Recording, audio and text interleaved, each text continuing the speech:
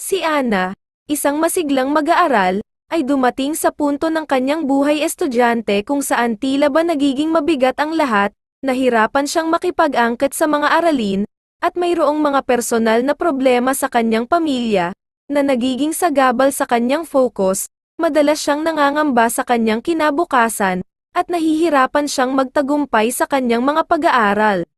Sa kabila ng mga pagsubok, nagsimula si Ana na humingi ng tulong sa kanyang guro at mga kaibigan, nagtayo sila ng isang munting support group para magbigayan ng payo at inspirasyon, bilang tugon sa kanyang personal na mga problema. Nagdesisyon si Ana na magpatingin sa isang guidance counselor upang makakuha ng professional na tulong.